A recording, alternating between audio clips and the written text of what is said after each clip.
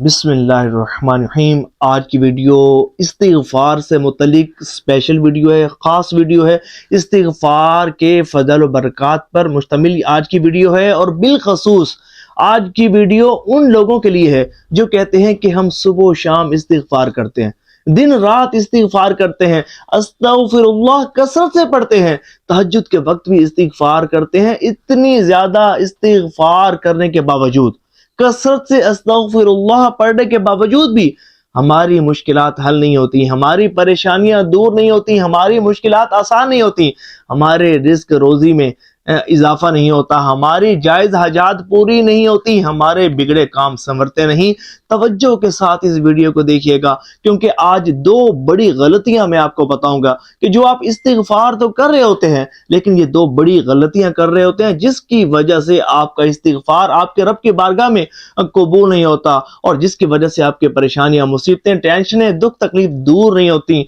और आपकी हाजात पूरी नहीं होती। सबसे पहले मैं आपको इस वजीफे के फ़ज़ाइल व बरक़ात बताऊंगा कि ये कितना बाबरकत और मुश्किल कुशा वजीफा है कि जिसके फ़ज़ाइल व बरक़ात को अल्लाह तबारक व तआला ने कुरान करीम फुरकान हमीद में बयान किया है और मुस्तफ़ा जान रहमत शफ़ी उम्मत सल्लल्लाहु अलैहि वसल्लम ने अहादीस तय्यबा में इस्तिग़फ़ार की फजीलत को बयान किया और फिर साथ खुद फरमाया कि मैं भी इस वजीफे को पढ़ता हूँ और इसके फ़ज़ाइल व बरक़ात बयान किए। अब मुझे ये बताएं, जो जिस चीज़ को करने का हुक्म अल्लाह तबारक व तआला ने इरशाद फरमाया, जिसके फ़ज़ाइल व बरक़ात के मुतालिक अल्लाह तबारक व तआला ने अपने पाक कलाम कुरान करीम फुरकान हमीद में इरशाद फरमाया, जिस वजीफे के मुतालिक मुस्तफ़ा जान रहमत सल्लल्लाहु अलैहि वसल्लम ने इरशाद फरमाया, तो मुझे ये बताएं अल्लाह और उसके रसूल सल्लल्लाहु अलैहि वसल्लम की बात झूठी कैसे साबित हो सकती है? बिल्कुल भी नहीं हो सकती। सिर्फ बात यह है कि अगर आप ये जो अगलात कर रहे हैं, ये अगलात इन अगलात को करने से बाज आ जाएं और इसके वजीफे, इस इस्तिग़फ़ार के वजीफे की अहमियत को समझ लें, अच्छी तरह समझ लें, तो यकीन माने आपकी सारी मुश्किलात हल हो जाएंगी, सारी मुश्किलात आसान हो जाएंगी। सबसे पहले मैं इस वजीफे की ऐसे फ़ज़ल व बरक़ात आपको बताता हूँ कि इस वजीफे पर आपका जो यकीन है, एतिकाद है, मज़ीद मजबूत हो जाएगा, इसमें पुख्तगी आ जाएगी और आप यकीन कामिल के साथ इस्तिग़फ़ार करेंगे, अल्लाह की बारगाह में अपने गुनाहों की मग़फ़िरत तलब करेंगे, तो इंशाअल्लाह आपके मसाइल हल होंगे। और इसके साथ साथ मैं आपको आपकी गलतियां भी बताऊंगा कि क्या वजूहात ऐसी हैं कि जिसकी वजह से आपका इस्तिग़फ़ार आपके रब की बारगाह में कबूल नहीं होता, आपके गुनाह मुआफ़ नहीं होते और आपकी मुश्किलात हल नहीं होती। तवज्जो से सुनिएगा, अल्लाह ने चाहा तो बहुत ज़्यादा फ़ायदा होगा। हज़रत इब्न सीरीन रहमतुल्लाहि तआला अलैह, इनके नाम से कौन वाकिफ़ नहीं, तक़वा व परहेज़गारी के पैकर, खौफ खुदा से कांपने वाले, कि जब अजान की आवाज़ आती तो खौफ से कांपने लग जाते, जब मौत का तज़किरा होता तो ज़ारो कतार रोने लग जाते। इतना ज़्यादा खौफ खुदा रखने वाले थे, ख्वाबों की ताबीर बताया करते थे। अक्सर लोग आपकी खिदमत में हाजिर होते, अवराद व वज़ाइफ तलब करते, तो एक मरतबा ना आप रौनक अफरोज़ थे, लोग आते गए, अपने मसाइल पूछते गए, मुश्किलात का हल पूछते गए। एक शख्स हाजिर हुआ, अर्ज़ की, हुजूर बे औलाद हूँ, वजीफा अनायत फरमाएं कि अल्लाह करीम औलाद की नेमत अता फरमा दे। फरमाया इस्तिग़फ़ार करो। दूसरा शख्स आपके खिदमत में हाजिर हुआ, अर्ज़ की, हुजूर मैं बेरोजगार हूँ, रिज़्क़ की तंगी बहुत ज्यादा बढ़ गई है, कोई वजीफा अनायत फरमाए, अल्लाह करीम रिज़्क़ रोजी में बरकत अता फरमा दे। फरमाया कि इस्तिग़फ़ार करो। एक तीसरा शख्स आया, अर्ज़ की, हुजूर गुनाहगार बहुत हूँ, बकसरत गुनाह हो जाते हैं, ना चाहते हुए भी गुनाह हो जाते हैं, बड़ा शर्मिंदा हूँ, हुजूर गुनाहों से किनारा कशी इख्तियार करना चाहता हूँ, गुनाहों से सच्ची तौबा करना चाहता हूँ, क्या करूँ? फरमाया इस्तिग़फ़ार करो। वो शख्स दिया। फिर एक और शख्स आया, अर्ज़ की, हुजूर खुश्क साली बहुत हो गई है, बड़ा परेशान हूँ, फरमाया इस्तिग़फ़ार करो। एक और शख्स हाजिर हुआ, अर्ज़ की, हुजूर बारिश नहीं हो रही, बड़े हम परेशान हैं, कोई वजीफा बताएं, फरमाया इस्तिग़फ़ार करो। इसी तरह लोग आते गए, वज़ाइफ पूछते गए, अपनी मुश्किलात बताते गए और हज़रत इब्न सीरीन रहमतुल्लाहि तआला अलैह उनको इस्तिग़फ़ार का वजीफा बताते गए, यानी कि तुम इस्तिग़फ़ार करो, यानी कि अल्लाह तबारक व तआला से अपने गुनाहों की मग़फ़िरत तलब करो। अच्छा, ये इस्तिग़फ़ार का मतलब होता है अल्लाह ताला से अपने गुनाहों की मग़फ़िरत तलब करना, और अस्तग़फ़िरुल्लाह इसका मतलब होता है कि मैं अल्लाह तबारक व तआला से अपनी गुनाहों की मग़फ़िरत तलब करता हूँ। तो बाज़ लोग जो है वो इस्तिग़फ़ार की तकरार करते हैं। तो जो असल इस्तिग़फ़ार है, जिसे इस्तिग़फ़ार कहा जाता है, वो है अस्तग़फ़िरुल्लाह, کہ میں اللہ تبارک و تعالیٰ سے اپنے گناہوں کی مغفرت طلب کرتا ہوں، تو استغفر اللہ یہ پڑھا کریں، نہ کہ استغفار۔ اچھا، تو یہ سارے لوگ آتے گئے آپ سے وظیفہ مانگتے گئے اور آپ ان کو استغفار کا ہی وظیفہ بتاتے گئے۔ اللہ اکبر، اتنے سارے لوگ آئے اور اپنی مشکلات کا حل بتایا کہ گھریلو نچاکی ہیں، رزق کی بندش ہے اور بے اولادی ہے، فلاں پرابلم ہے، سب کو آپ نے فرمایا کہ استغفار کی کثرت کرو۔ تو جب سارے لوگ چلے گئے تو جو آپ کی بارگاہ میں جو شخصیات حاضر تھیں، عرض کی حضور بے شک آپ کا علم بہت زیادہ ہے، آپ کا مقام و مرتبہ بہت زیادہ ہے، آپ کی فہم و فراست ہم سے بہت زیادہ ہے، لیکن حضور آج ایک بات کی سمجھ نہیں آئی۔ اتنے سارے لوگ آئے، انہوں نے اپنے مسائل کے حل کے لیے آپ سے اوراد و وظائف مانگے، لیکن آپ نے صرف ایک وظیفہ بتایا۔ حضور آپ تو بہت زیادہ اوراد و وظائف کو جاننے والے ہیں، لیکن آپ نے سب کو ایک ہی وظیفہ بتایا ہے، اس کی وجہ کیا ہے؟ تو آپ نے فرمایا کہ کیا تم نے حضرت نوح علیہ السلام کا وہ فرمان کہ جس سے اللہ تبارک و تعالی نے قرآن کریم فرقان حمید میں ذکر فرمایا ہے وہ نہیں پڑھا کہ تو میں نے کہا اپنے رب سے معافی مانگو، بے شک وہ بڑا معاف فرمانے والا ہے، تم پر شراٹے کا می برسائے گا، یعنی کہ موسلا دار بارش برسائے گا، اور مال اور بیٹوں سے تمہاری مدد کرے گا، اور تمہارے لیے باغ بنا دے گا، اور تمہارے لیے نہریں بنا دے گا۔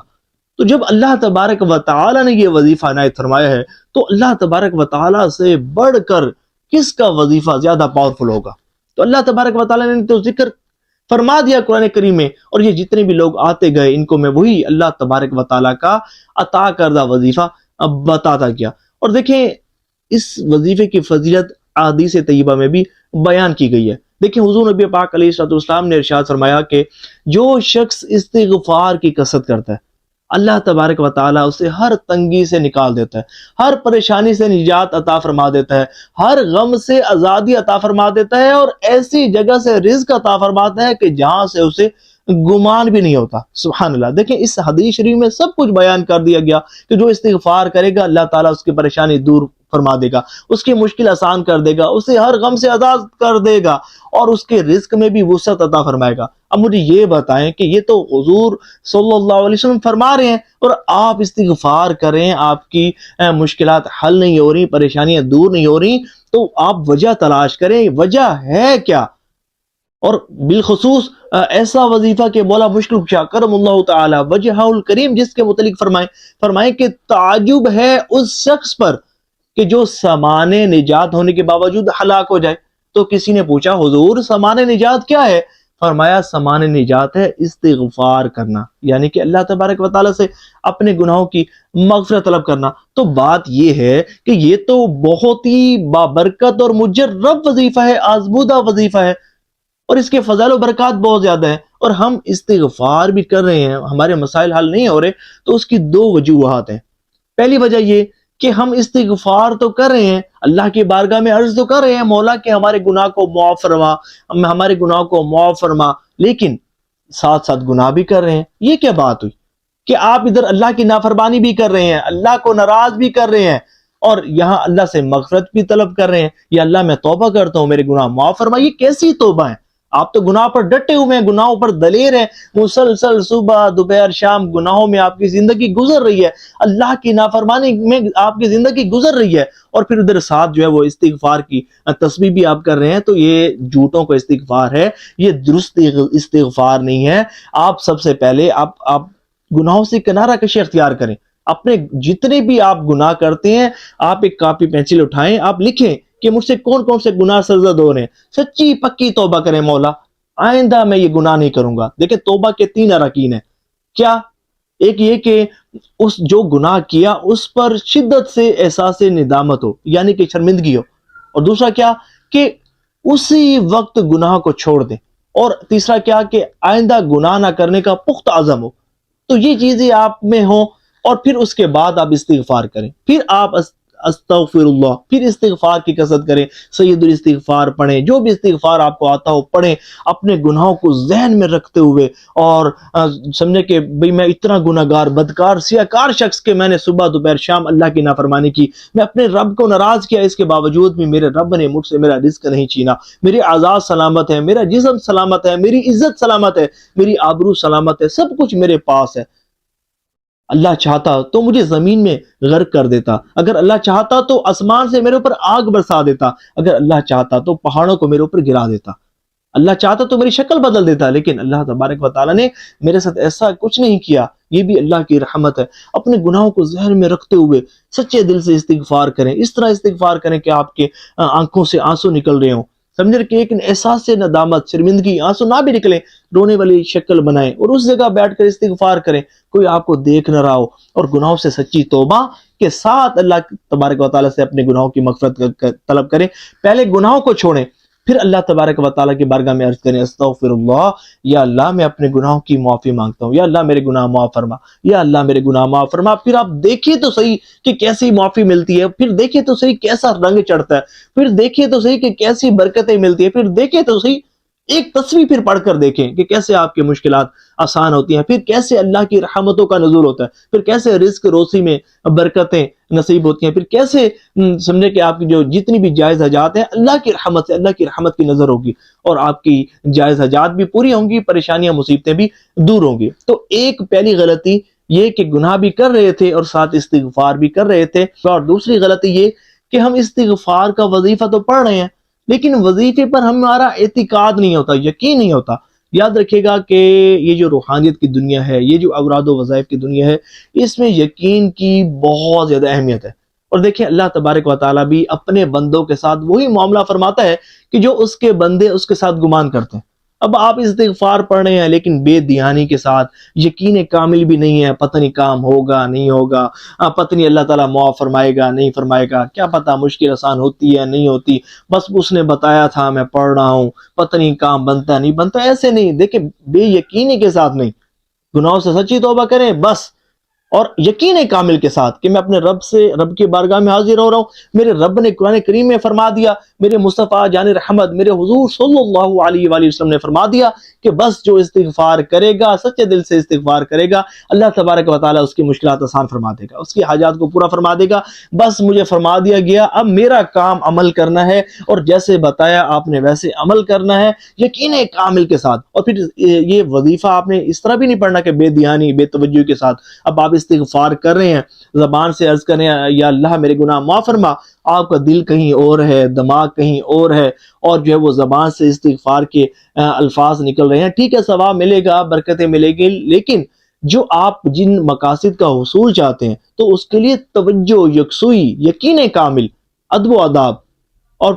پھر اس کے ساتھ گناہوں سے سچی توبہ، پھر استغفار کر کے دیکھیں، وہ برکتیں ملیں گی کہ جس کا آپ اندازہ بھی نہیں کر سکتے۔ اب مزید اس پر میں سمجھتا ہوں کہ کلام مزید نہیں کرنا چاہیے کیونکہ ویڈیو لمبی ہو گئی ہے۔ نیکسٹ ویڈیو میں اللہ نے چاہا تو اس کے متعلق مزید گفتگو سننے کی سعادت حاصل کریں گے۔ دعا ہے کہ اللہ کریم جو سنا اس پر عمل کرنے کی توفیق عطا فرمائے۔ ثواب کی نیت سے اس ویڈیو کو شیئر ضرور کیجیے گا۔